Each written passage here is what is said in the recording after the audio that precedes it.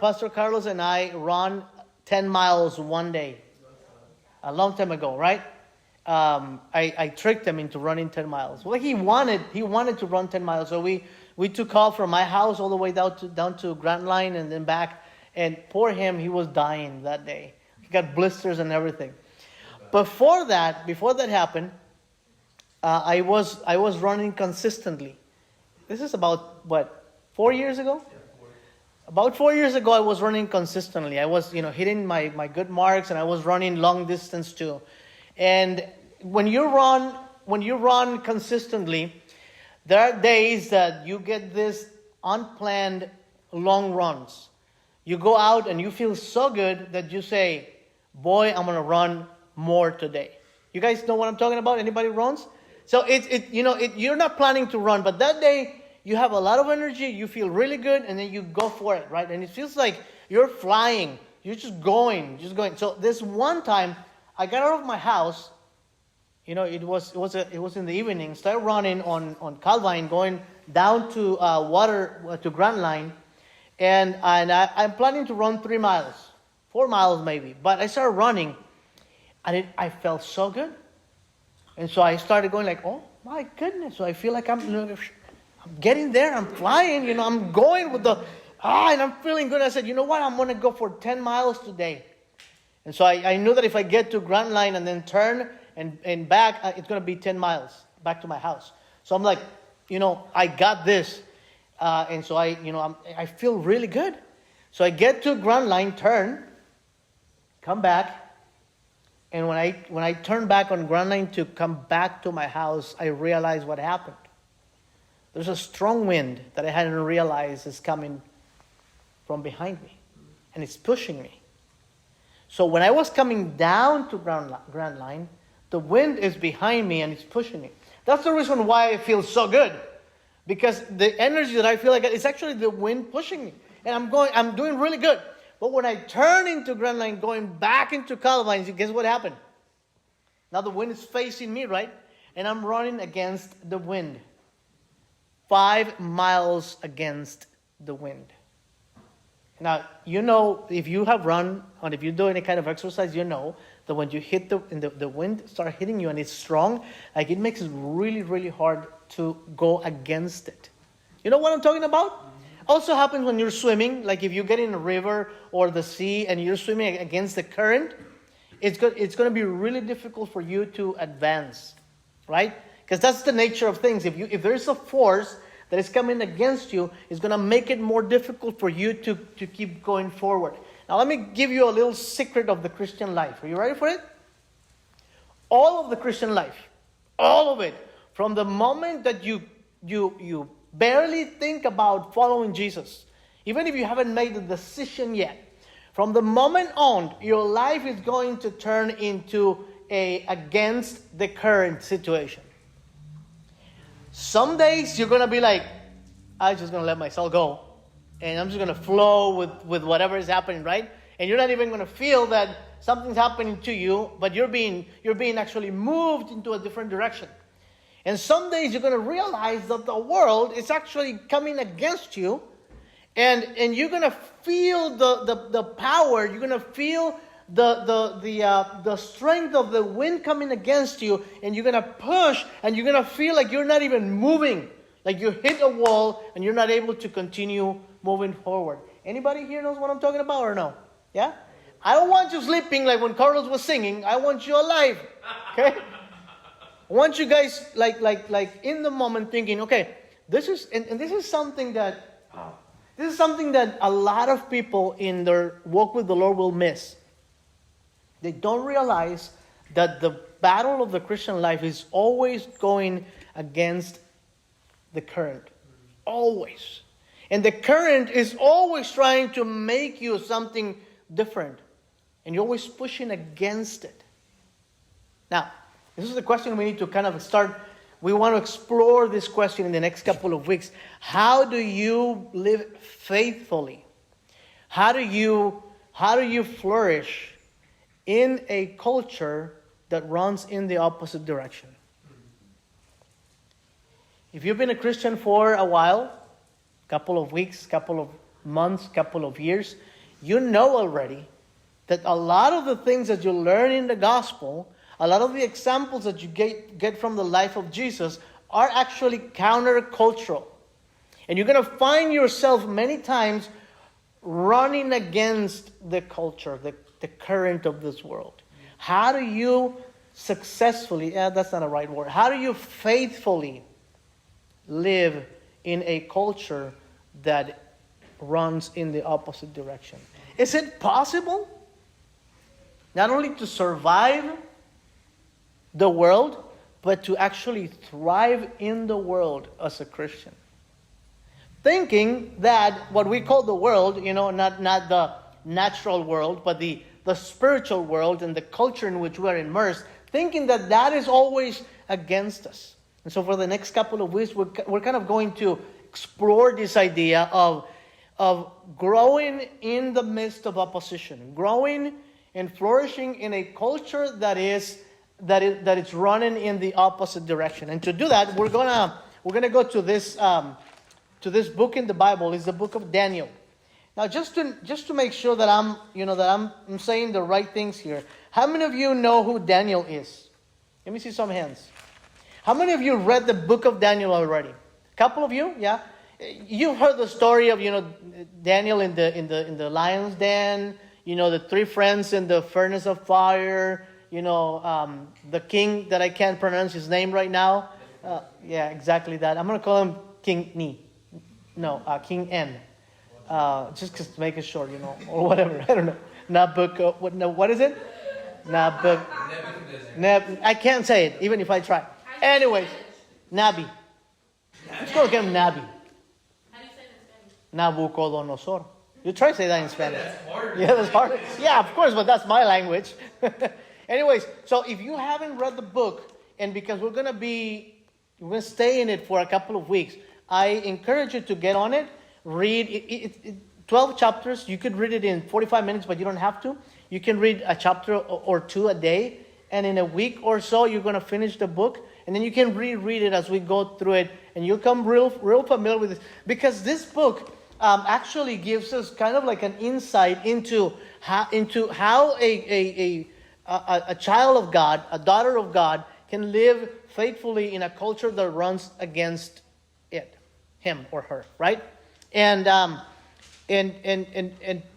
just want you to imagine for a moment, because I know if you're anything like me in your faith, and I'm sure you are, and you know your struggles pretty well, and you know what things are the things that are keeping you from following Jesus faithfully, and you know what are some of the things that are a lot more interesting at this time than living faithfully for Christ.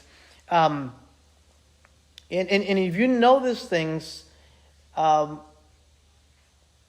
I want you to imagine for a moment how different your life would be if instead of just surviving the culture, you are flourishing in the culture. What things would change in you today, tomorrow, in a month? Once you start not just making sure that you're floating above the current, but that you're actually like beating the current and you're actually swimming against it and you're going for it. How things have changed in your thinking, in your attitude, in your job, with the relationship that you have, all those things, because I believe that it's God's plan for us is to help us flourish in situations where for anybody else, it's impossible to flourish, right? So go to the book of Daniel. We're not going to read like the book today or a lot of passages. What I really want to do is I just really want to give you kind of an overview of what this is about. So in the year 700 before Christ, 700 BC, 750 BC, the kingdom of Israel. If you know a little bit of Bible history, you know that the Israelites came into the Promised Land. Then they started to have a kingdom, and then the most famous of the kings is King David, right? And then after King David come King Solomon, and then his son become a king. During the days of King Solomon's son, the kingdom gets divided. So the kingdom of the north, Israel, and the kingdom of the south, Judah, becomes two different kingdoms. And because they're going down a path of spiritual destruction, God starts sending them prophets. And prophets are telling them, turn your ways around, come back to the ways of God. And the kingdom of the north, Israel, it's worse than the kingdom of Judah. And they don't listen to the prophets. So in the year 760 something, I don't quite remember the dates yet, Assyria, which was a kind of like a little empire, conquered them. And then we lost those 10 tribes in the history of Israel. We don't know what happened to them. And then 100 and some years later, Judah, the kingdom of the south, it lasted a little longer, but they also disobeyed God. And then the Babylonians came with the king. Yes. And they conquered Jerusalem, right? This is where the story begins, right there. It's a story of exile. It's a story of a tremendous loss for the people of Israel. It's a story of doubt and a story of how do we continue to be the people of God when everything that we had is gone. Now, when I say everything that we had is gone, we have no imagination to think of what had happened to them. When God called Abraham to be his men, he gave him some promises. And the promises were, I'm going to make you a great nation. I'm going to give you a land. And my presence will be with you forever. Right? When Israel came out of Egypt as slaves, God gave them the promised land. He gave them the kingdom through David. And Solomon actually built the temple that became the sign of the presence of God. So the promises of God is the land, the land, the kingdom, and the temple. And they got these three. And everything they know about God and everything they think that God can do with them is embedded in these three things. And when the Babylonians came, they lost the land, they lost the kingdom, and they lost the temple. We get no concept of that. You can imagine what it feels to lose everything that you think is important to you, but you can't imagine losing even the presence of God in your life. That's traumatic in so many senses. So the people that were taken exile into Babylon were noble people from Jerusalem who had lost everything. The problem it's like God has walked back on his promises. So they came from Egypt, they conquered the land, they established the kingdom, they built the temple. Now the temple has been destroyed, the kingdom has been taken away, the land has been possessed by other people, they taken back to slavery. It's like God said, I'm going to backtrack all my promises, we're done. It's incredibly traumatic, right? Yeah. Yet, we see in the book of Daniel that there are a few people whose life are going to be a testimony of a faith that grows in the midst of something like that. Now, let me tell you this, because I don't want to really take a very long time, because it's a very long message, and I had to break it in two parts in the Spanish service. But I want to say this concerning the cultural situation, the trials that you face, and everything else. Most people, most Christians, when facing opposition or when being in an environment that is not conducive to loving God, will eventually lose their faith, right? There's an element of why some people don't and why some people do lose their faith. I'll talk a little bit about it in a moment, but the thing is this: a lot of people, and I pray, and Carlos and I have been praying for this for a long time. We pray that you're not one of those who loses their faith in the midst of a difficult situation. Because believe me, tons of people, every time in the church will say, God, I love you, God, I'll follow you. But as soon as something happens, good or bad, success or failure, they'll throw the towel and say, I'm done with God. I don't want to do this anymore. See? Their faith has not flourished. Their faith actually was killed in the process. I'm not talking about salvation, you going to heaven, things like that. I'm talking about the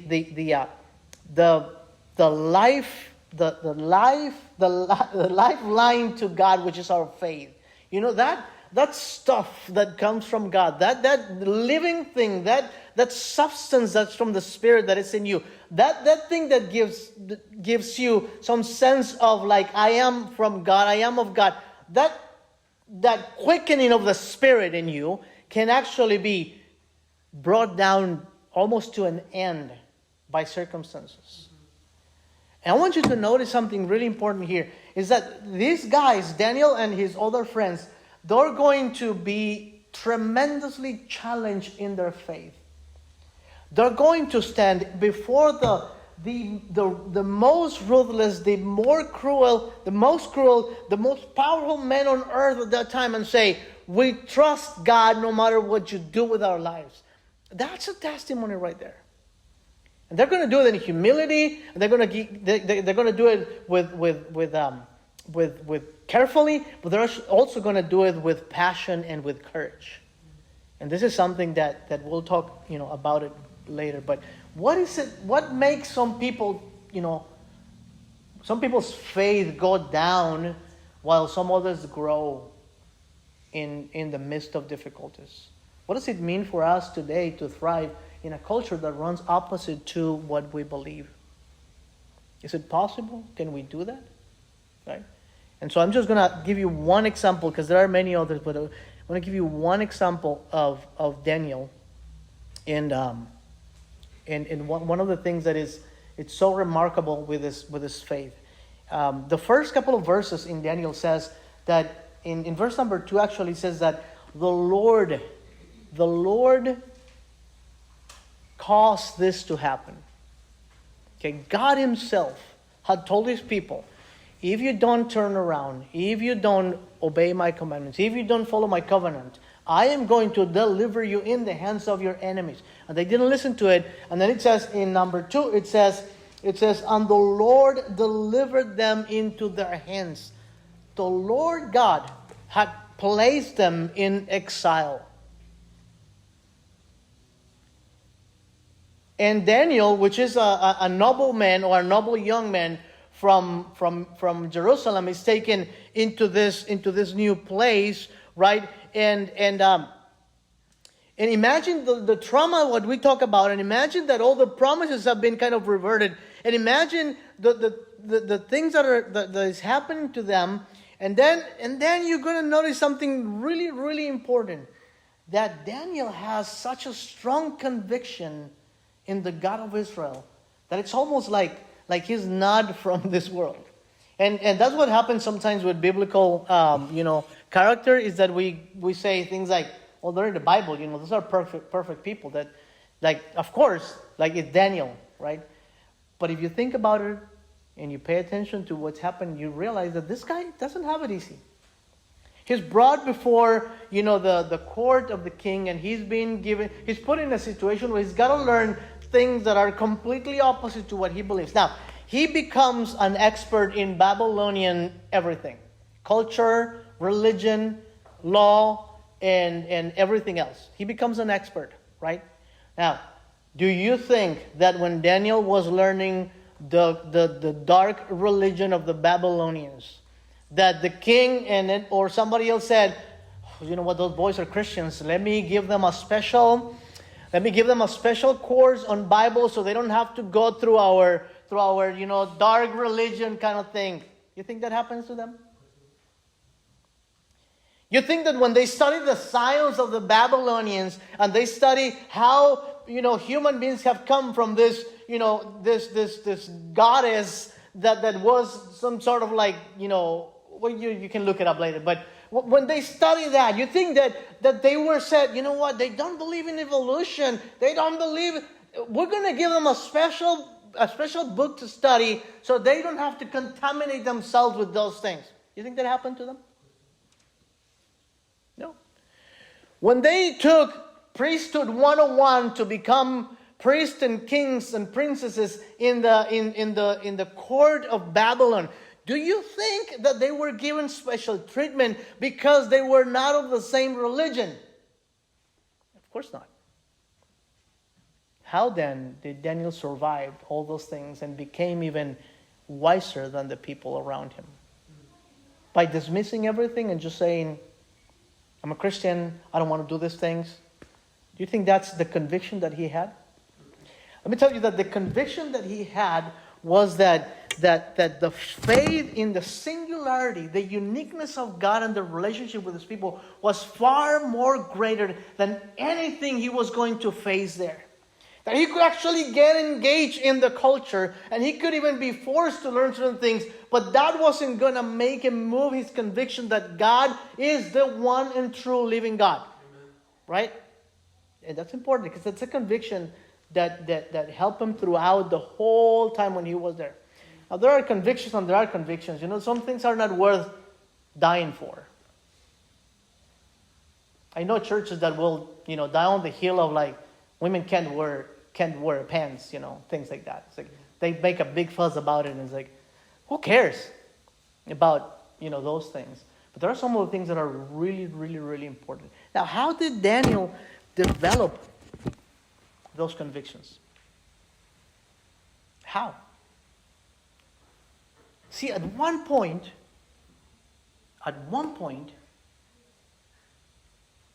something happened in his life that everything he has been told about the Torah and God and all these things became a reality for him. When was that? I don't know. It may have been the moment that they were taken captives. And he's seeing the whole reality and spirituality of his life crumble down. And at that moment, I'm sure he had to make a decision. Is this thing for real? Is this thing for real? Is God really the one and only and true God? Because according to the mind of the people in those times, the ancient times, the gods who conquered are the ones who were supposed to be worshipped. And it seems like the gods of Babylon are conquering Yahweh. Right? That's the logic in those times. Like, they're more powerful. They're younger gods. They're male and female. They're multiple gods. And this is just Yahweh one. He's being defeated by the... And Daniel at some point had to affirm a conviction that God was the only God worth worshiping. And I'm going to say this, and I'm going to finish with this because I'm getting wind up here, and I'm going to keep going for the next 2 hours.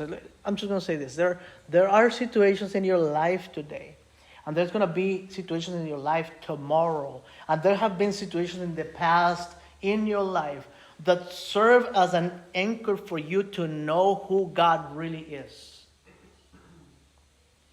And at that moment, you have to pray and you have to ask God to establish a deep conviction in your heart. Am I going to keep doubting who God is in my life?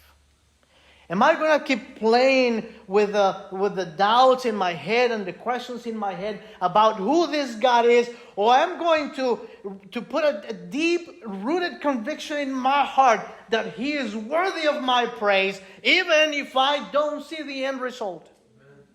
That's the big difference. The people that begin to flourish, whatever they are people that at one point are going to say, yes, I see those things. Yes, this doesn't make sense. Yet I've been known by God, and I know God, and I know He is the true and living God. Amen. And then the rest is going to be taken care of by Him. So, since I don't have more time to get into the rest of these things, I just want to leave you with this, right? Is it possible to flourish as a Christian in this world? And I would say it's not just possible, it's necessary that you do. unless you die in your faith. Where do you start with this? I would say, at least for today, start with developing a deep conviction that the God that you have come to believe in is the true and only God worthy of all that you got. And if you start there, you can start seeing the results in your life. A vibrant faith, a challenging faith, but a growing relationship with God in your life. Would you stand and pray with me?